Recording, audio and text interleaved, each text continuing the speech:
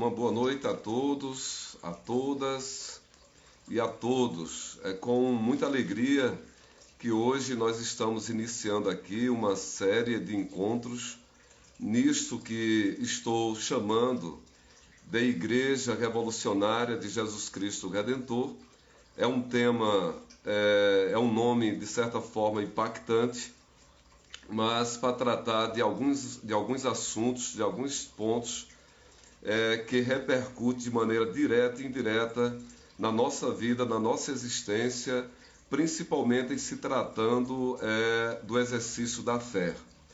Eu quero desde já cumprimentar meus amigos e amigas em nome do próprio Jesus Cristo Redentor, no Ceará, o Claudionor, na Paraíba, a minha família, meu amigo Leonardo, que está chegando aí na Paraíba, em João Pessoa, os amigos e amigas aqui de Goiânia, em todo o Goiás, alguns amigos do Rio de Janeiro, enfim. Deixo aqui o meu abraço, a minha alegria de estar com todos vocês nesse momento. Estou falando aqui diretamente do centro de Goiânia, do consultório onde trabalho também como terapeuta, mas nesse momento o meu papel aqui é no exercício também da minha fé. E neste momento nós temos uma ação social aqui no ISIS, no centro de Goiânia, onde uma equipe está servindo uma sopa para os moradores de rua e quem por lá passar. Amém? Então, meus cumprimentos em nome de nosso Senhor Jesus Cristo, e vou já iniciar aqui explicando o porquê desse tema, né? Esse tema chamado de Igreja Revolucionária de Jesus Cristo Redentor, uma igreja online e sem dízimo, e que vai se dar nesses momentos. Bom, primeiramente, que é a igreja segundo 1 Coríntios 13:16?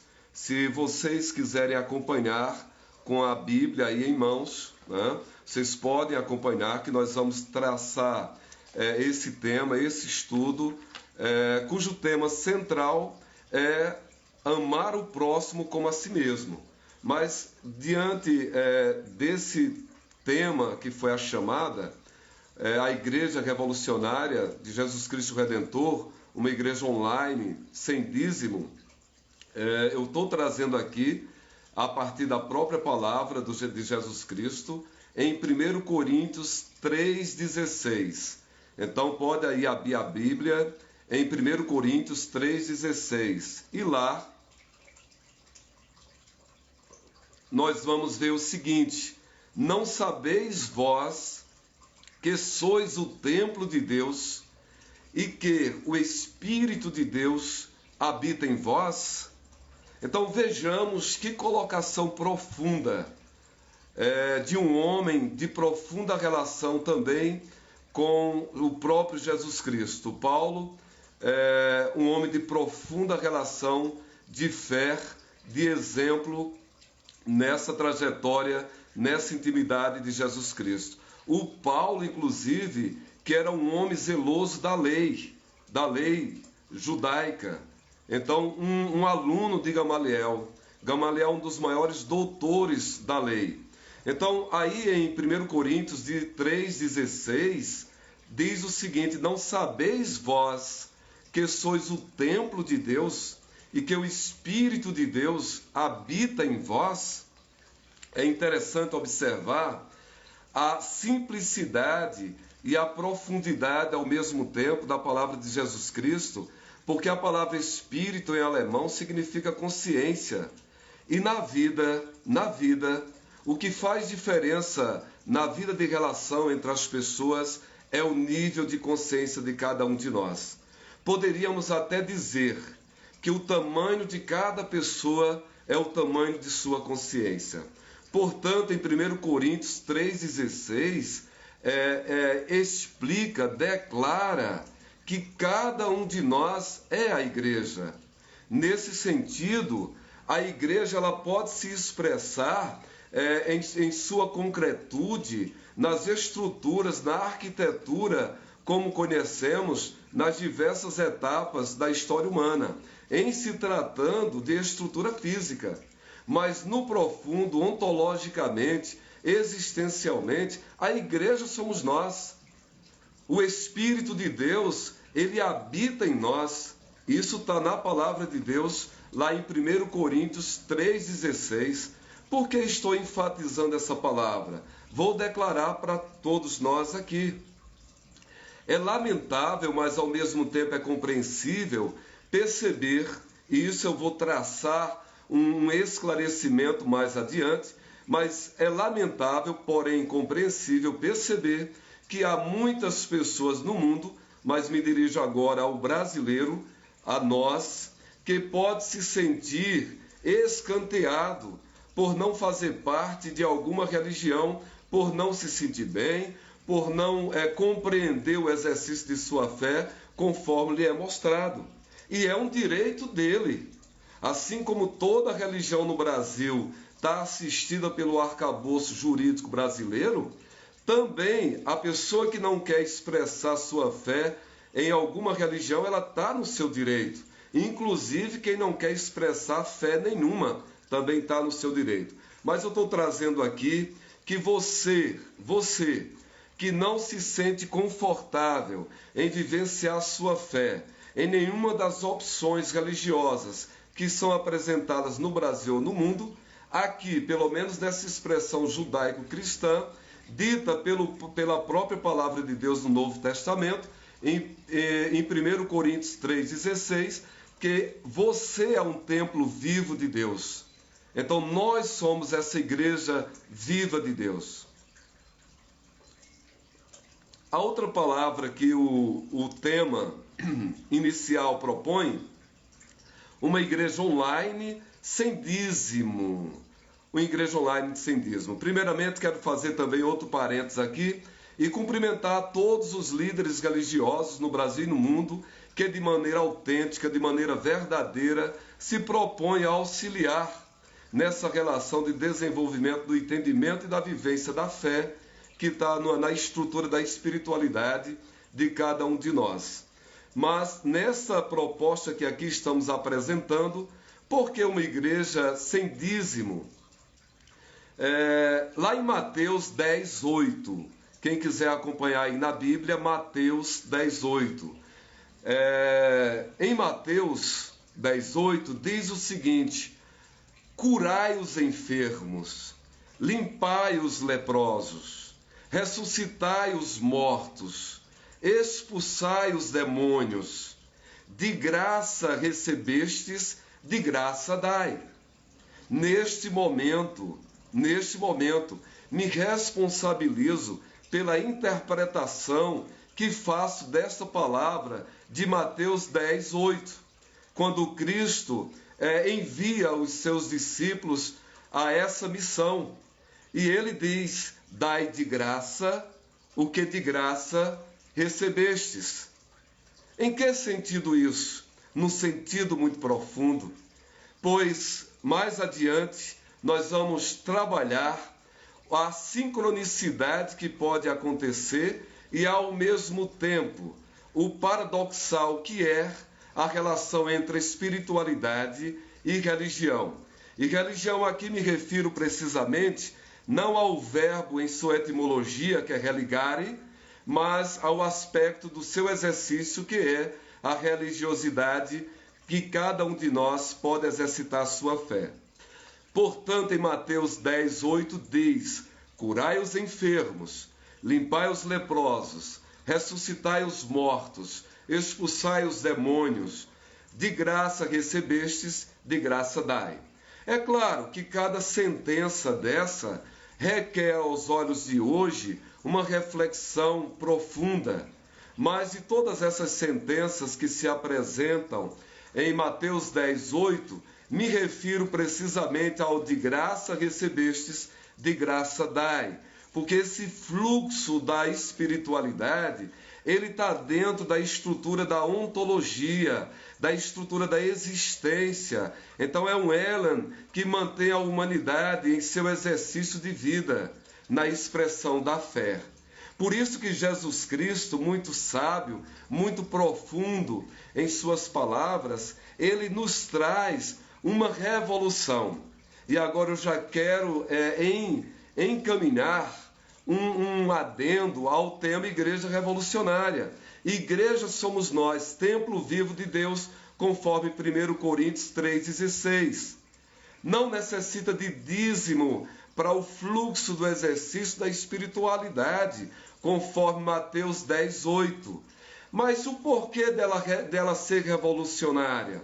A despeito de trabalharmos também mais adiante, porque a presença do Cristo com seu verbo, ele é atemporal, o verbo do Cristo é atemporal.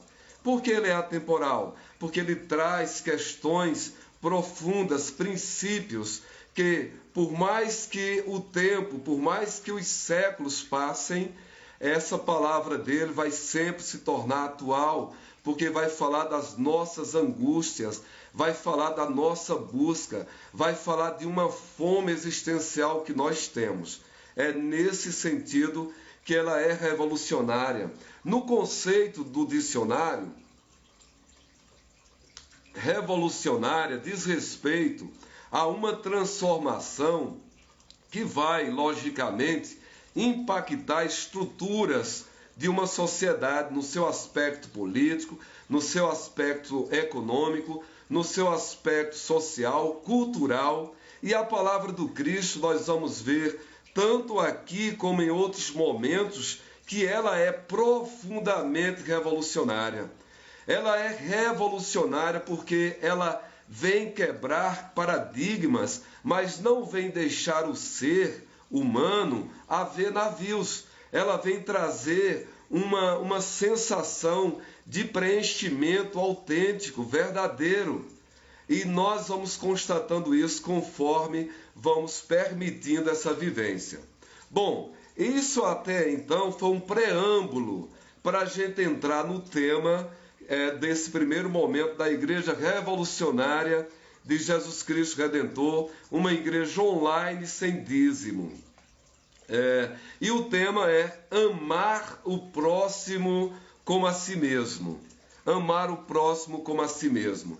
Nesse sentido, por que temos tanta dificuldade de amar o próximo como a si mesmo? Nesse sentido, por que a proposta do Cristo, que ela está lá em Mateus, precisamente no Sermão da Montanha, que vamos precisar de um outro momento exclusivamente para visitar o Sermão da Montanha, mas por que esse tema, séculos e séculos, tantas religiões, o próprio Mahatma Gandhi, um profundo admirador da palavra do Cristo, precisamente do Sermão da Montanha, mas que ele soube, com muita sabedoria, com muita firmeza, ele soube separar o movimento cristão da palavra do Cristo no Sermão da Montanha. Ele que foi responsável por toda uma revolução cultural do povo indiano frente à opressão política e econômica dos ingleses à época. Então, Mahatma Gandhi vivenciou na pele, nos ossos, no emocional, no mental, todo esse processo ao ponto de dizer: recebo o que o Cristo disse em meu coração, mas conscientemente rejeito seu cristianismo. E diga-se de passagem que o próprio Cristo não era cristão. O Cristo é judeu, mas trouxe essa boa nova aperfeiçoando a lei e os profetas. O cristianismo é um movimento sociocultural que nós iniciamos pós sua crucificação, ao mesmo tempo que o Império Romano politicamente estava em ruínas, e aí se fez possuidor do apoio dessa força espiritual, dessa fé espiritual trazida pela mensagem do Cristo. Então, por que temos tanta dificuldade em compreender, em colocar em prática o amar o próximo como a si mesmo? É uma dificuldade nossa? É uma ignorância? É uma dificuldade da própria didática das religiões? Que obstaculiza tanto o nosso vivenciar o amor ao próximo como a si mesmo? Bom, para isso vamos revisitar a palavra de Deus. Amém? Nesse sentido, lá em Mateus 22, capítulo 22, do versículo 34 a 40, lá está falando sobre o maior mandamento. Eu vou ler a palavra de Deus, mas antes eu quero trazer aqui que esse contexto que descreve Mateus 22, de 34 a 40, na verdade foi uma emboscada, foi uma tocaia, foi uma covardia que um dos doutores da lei queria pregar e tentou pregar para cima do Cristo. E diz assim, lá em Mateus 22, do versículo 34 a 40, diz assim a palavra de Deus: E os fariseus, ouvindo que ele fizera emudecer os saduceus, reuniram-se no mesmo lugar. E um deles, doutor da lei, interrogou para o experimentar, dizendo: Mestre, qual é o grande mandamento da lei? E Jesus disse-lhe: Amarás o Senhor teu Deus de todo o teu coração e de toda a tua alma e de todo o teu pensamento. Este é o primeiro e grande mandamento. E o segundo, semelhante a este, é: amarás o teu próximo como a ti mesmo. Desses dois mandamentos dependem toda a lei e os profetas. Amém? Portanto, meus irmãos e minhas irmãs, a palavra do Cristo é muito interessante, não só a profundidade dela, como sua didática. O Cristo, ele sabia a perspicácia do doutor da lei. Ele lia o seu pensamento em tempo real. Ele sabia, mas mesmo assim ele não rejeitou esse doutor da lei. Mesmo assim, ele acolheu daí o seu título de verdadeiro mestre, sabendo da sua intenção. A intenção é uma das palavras mais profundas que se deve estudar para se compreender a mensagem do Cristo. Então, mesmo ele sabendo da intenção desse doutor da lei, ele respondeu e disse: Amarás o teu Deus de todo o teu coração, de toda a tua alma, de todo o teu pensamento. Em outras traduções bíblicas fala a palavra espírito. Nesse aqui fala pensamento. Não tem problema. Pensamento é algo da intimidade da consciência. Então, na verdade, o Cristo diz: o maior mandamento é este. E o segundo mandamento? Amar o próximo como a si mesmo. Ele diz o seguinte, que aí está a lei e os profetas, o segundo mandamento. Então, lá em Mateus 7,12, está a lei e os profetas. Ele diz o seguinte, Mateus 7,12, amém, igreja? Ele diz o seguinte: portanto, tudo que vós quereis que os homens vos façam, fazei-lhe também vós, porque esta é a lei e os profetas. Meus irmãos e minhas irmãs, eu quero chamar a atenção de vocês para a profundidade dessa palavra de Mateus 7,12. Essa palavra de Mateus 7,12, ela traz uma riqueza que digo sem sombra de dúvida, aliás, mais do que eu digo, eu afirmo que essa palavra de Mateus 12, ela pode inclusive ser aplicada nas nossas relações pessoais e empresariais. Como assim? Sim, dessa forma. Em outro momento eu vou trazer aqui os 3 princípios que eu quero correlacionar todo momento que nós estivermos aqui diante da palavra de Jesus Cristo, com 3 princípios que são eles: espiritualidade, trabalho e prazer. E nesse sentido afirmo que a prática dessa máxima de Mateus 7,12, a prática dessa máxima tende à destruição do egoísmo. Amém? Por que essa prática de Mateus 7,12 tende à destruição do egoísmo. Vamos verificar, quando ele diz assim: portanto, tudo que vós quereis que os homens vos façam, fazei-lhe também vós, porque esta é a lei e os profetas. Olha a profundidade de Jesus Cristo. Quero fazer uma observação aqui que, enquanto terapeuta, uma das questões que eu mais trabalho na relação com o meu paciente é saber, é identificar até que ponto esse paciente ele enxerga o outro na relação. Até que ponto ele consegue enxergar a outra pessoa na relação. Mas como assim? Isso não é tão simples? Não, isso não é tão simples.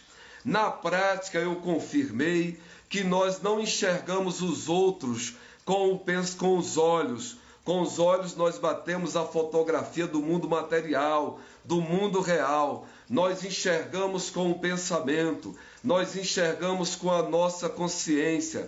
Portanto, nesse sentido, se eu não enxergo o outro, eu não vou conseguir respeitá-lo, eu não vou conseguir compreendê-lo.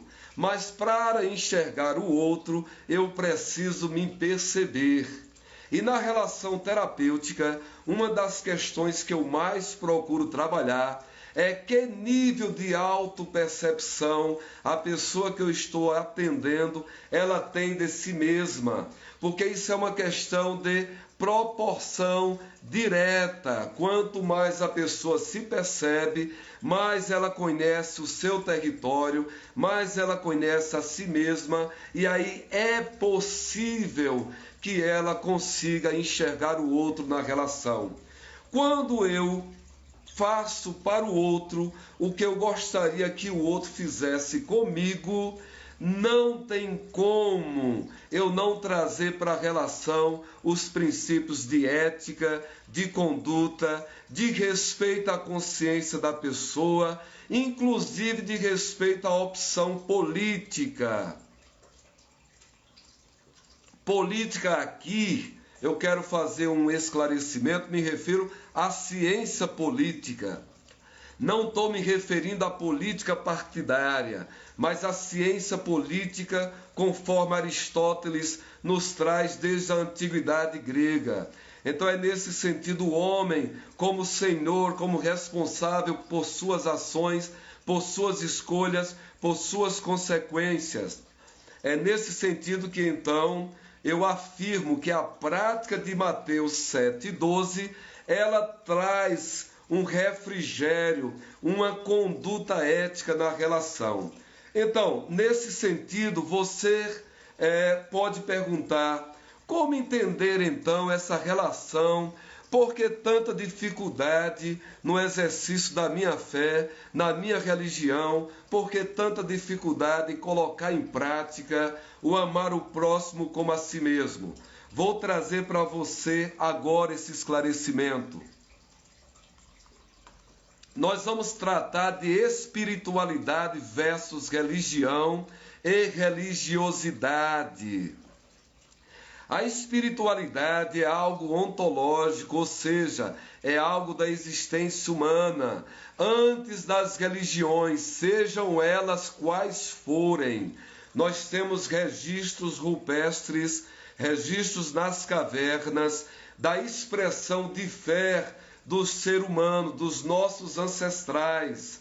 Desde lá o homem de Neandertal, desde os mais longínquos ancestrais nossos, nós temos os desenhos, e nesses desenhos a expressão da busca do excelso, do sobrenatural. Então isso é uma angústia que nos inquieta. Nós, em tese, nós seres humanos, neste planeta, nós não estamos satisfeitos com a finitude da vida, mesmo que racionalmente nós temos consciência em determinados níveis, mas algo dentro de nós clama, busca, nos angustia, nos inquieta. E isso é o que nos move, essa angústia move a busca por algo excelso, por algo sublime, que nós chamamos de espiritualidade. E cada um de nós cada um de nós temos o direito aqui no Brasil, perante o arcabouço jurídico brasileiro, nós temos o direito assistido de procurar a religião que for para o exercício da nossa espiritualidade. Inclusive, quem não quiser procurar religião nenhuma, está no seu direito jurídico, no seu direito existencial de não ter, inclusive, nenhuma religião. Portanto, a nossa espiritualidade, nós podemos vivenciá-la em uma religião, através da nossa religiosidade, ou em nenhuma religião. Eu posso pegar, inclusive, a palavra de Deus, a palavra dita pelo próprio Jesus Cristo, e na intimidade do meu coração, na intimidade do meu lar, do meu quarto, eu entrar em oração, eu entrar em intimidade com o entendimento da palavra de Deus. Até porque a própria palavra diz que é o Espírito de Deus que nos inspira, que nos ilumina, que clareia o nosso pensamento. Nesse sentido, nós vamos entender que a religião, ela é temporal, enquanto que a espiritualidade é atemporal, faz parte da nossa ontologia, da nossa existência, enquanto que a religião é temporal, toda ela foi criada por um homem ou um grupamento de homens. Se foi criada, ela vem com os ritos, com os seus símbolos, que vão constituir todo o simbolismo dessa religião. A minha religiosidade, onde eu vou exercitar a minha fé, ela é sociocultural, faz parte de um recorte do tempo e do espaço. Portanto, todos nós, como vivemos em sociedade, nós temos crenças sociais, crenças que recebemos dos nossos pais, do meio social, e isso vai fazer parte, inclusive, da nossa percepção e do nosso entendimento desses símbolos que constituem determinada religião. É nesse trajeto, é nessa faixa sutil que se dá, muito compreensivelmente, as rivalidades religiosas. Nossa, como que pode a interpretação da palavra do Cristo, de amor, de luz, de verdade, ela pode trazer rivalidade? Sim. Mas isto vos asseguro, amém, igreja? Isso vos asseguro que não tem nada a ver com a palavra dita do Cristo. Isso tem a ver com a nossa interpretação, com a nossa limitação. Isso prova o quanto somos humanos. E isso em si não é errado, isso na verdade é a nossa limitação. O que não é correto, o que não é salutar, o que não traz um refrigério para a alma, é quando eu faço dessa interpretação, a partir da minha crença limitante, um lugar de rivalidade com os meus familiares, com os meus parentes, com os meus amigos, lá na minha empresa, na minha vida social. Pois o exercício da fé, enquanto morada, lar, na estrutura espiritualista, ela deve me fazer bem. Conforme a Organização Mundial de Saúde, o exercício da fé faz parte da saúde ampla do ser humano, faz parte do estado de bem-estar. Então, nesse sentido, nós podemos compreender por que espiritualidade versus religião versus religiosidade é um tema profundo, é um tema que é possível compreender o porquê das rivalidades entre as religiões, que é a nossa ação no exercício da fé dentro da religiosidade. Mas a espiritualidade é um direito meu, é um direito teu, é um direito de todos nós. E cada um tem o direito jurídico no Brasil de procurar onde vai exercitar essa fé, e inclusive o direito de não exercitar, nesse sentido. Portanto, é assim que eu pergunto a vocês: você, irmão, você, irmã, quer ir para o céu? Então, investigue que tipo de relação você tem consigo, com o próximo e com Deus. E seja assertivo nessas três relações. Amém? Aqui, toda essa nossa trajetória é o início para a gente compreender porque há um obstáculo no amar o próximo como a si mesmo. Porque eu preciso investigar a relação que eu tenho comigo, com o próximo e com o outro, nesse sentido, e com Deus, né? O outro significa o meu próximo, significa também o Deus, nosso Pai Criador, dentro dessa estrutura da fé, dentro do campo da espiritualidade. Portanto, nesse sentido, nós vamos investigar o que é ser assertivo no exercício da minha fé. Nesse momento, isso vai ser um tema para o próximo encontro.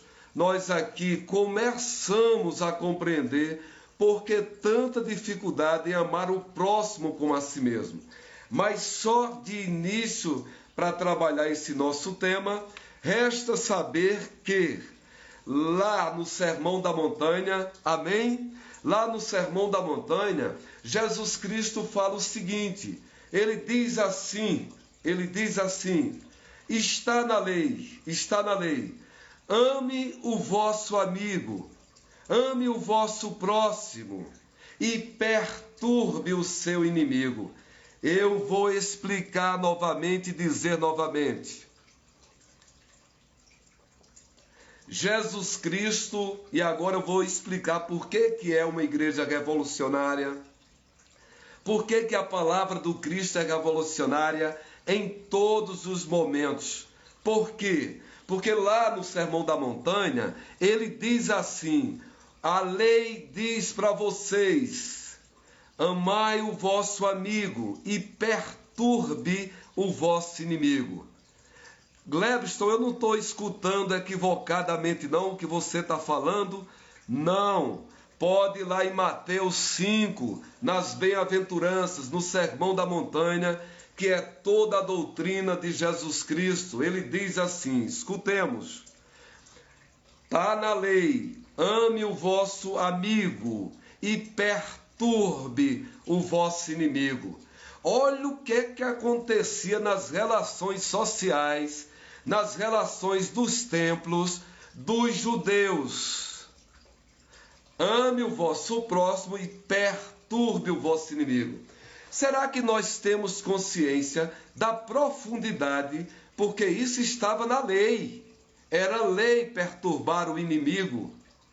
Imagina você no seu trabalho, lá no Antigo Testamento, ou hoje na sua empresa, e você receber a importunação, a perturbação de alguém, trazendo problema para a sua cabeça, trazendo problema para o seu coração, para o seu emocional, trazendo perturbação.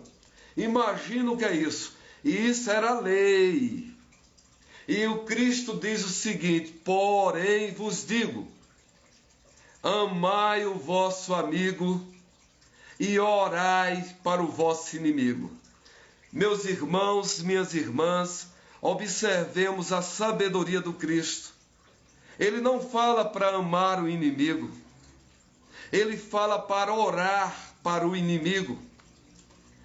É fora de contexto amar o inimigo. Como que eu posso amar o inimigo? Ele me fez mal. Eu ainda estou processando. Eu estou com raiva. Raiva é uma emoção básica. Se eu disser que eu estou amando, eu estou colocando em colisão a minha atividade cognitiva, o meu pensamento com a minha emoção. E eu não estou sendo autêntico comigo. Eu não estou sendo verdadeiro na relação comigo. Isso vai causar uma dissonância existencial. Isso vai causar um sintoma, como diz Jung. Jung, um grande discípulo de Freud, ele diz que aquilo que não é dito vira sintoma. E o Cristo, sabiamente, ele fala, amai o vosso amigo e orai para o vosso inimigo. E é nesse sentido que nós vamos compreender o maior mandamento, Porque se eu não consigo amar o meu inimigo, e isso é autenticidade, eu estou com raiva dele, mas eu posso elevar meu pensamento a Deus Pai Criador e pedir a Ele que desça sobre esse meu inimigo uma chuva de paz, de luz, de harmonia, porque no momento eu não consigo. Então, nesse sentido é que nós vamos entender o maior mandamento de Jesus Cristo, que é amar a Deus sobre todas as coisas, de todo o teu coração, de toda a tua alma, de todo o teu pensamento, e amar o próximo como a si mesmo. E ao inimigo, eu vou orar por esse inimigo, pedindo a Deus que derrame sobre ele paz, justiça e amor. Nesse sentido, nós já introduzimos aqui como entender e como desobstaculizar essa muralha que impede da gente amar o próximo como a si mesmo, através da assertividade na relação, primeiramente comigo, com o próximo, com Deus, nesse sentido. Portanto, meus irmãos e minhas irmãs, eu vos convido agora para que eu não seja mais cansativo para os vossos ouvidos. Agradeço vossa atenção. Eu peço a cada um de vocês que está em casa, pode colocar um copo de água aí na sua frente. Agora nós vamos fazer uma oração pedindo cura para o nosso corpo físico, cura para o nosso coração, para a nossa emoção, para o nosso mental, para o nosso pensamento, para o nosso espírito. Pode pegar aí um copo de água para a gente, com o nosso pensamento, com a nossa força, com a nossa fé, porque o Cristo sempre disse: a tua fé te curou. Em outro momento nós vamos estudar, amém? Nós vamos estudar e aprofundar o caráter educativo dessa palavra do Cristo, quando ele dizia: tua fé te curou. Porque essa palavra, essa frase é tão forte, é tão revolucionária, nos traz a autonomia de filhos de Deus. Então eu peço que cada um de vocês, caso queira, coloque um copo de água aí na sua frente, para que a gente, com as nossas forças, com a nossa fé perante Jesus Cristo Redentor, peça luz, força, energia, para que transforme essa água em remédio pela fé, para que nos traga o bem-estar físico e espiritual. Amém? Então vamos lá, cada um pode orar à sua maneira, com a sua maneira de ser, de existir, na sua relação de fé, na sua espiritualidade com Deus. Vamos orar a partir desse instante. Amado Mestre Jesus, que viestes lá das alturas, do astral, como mensageiro de nosso Pai Criador, nós pedimos, Senhor, que a tua luz, que a tua força, que o teu amor, que é atemporal, que estivesse fisicamente na terra, entre teus discípulos, entre os apóstolos, e que hoje em nossos corações, em nosso pensamento, tu nos visita a partir da nossa permissão, no exercício da nossa fé, no nosso direito existencial, sem atravessadores, sem a terceirização da fé. Nós pedimos, Senhor, que abençoe essa água que está à nossa frente, que transforme cada partícula, cada átomo dessa água em remédio sugênere para o nosso corpo, para alguma enfermidade, seja ela física, seja ela emocional, seja ela espiritual. Transforma essa água em remédio. Em teu nome te pedimos isso, Senhor Jesus. Amém.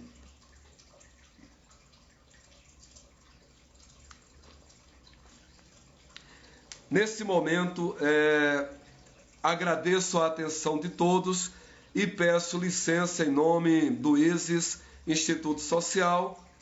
Em nome de todos, transmito um forte abraço e os nossos cumprimentos e desejamos uma boa noite. Amém?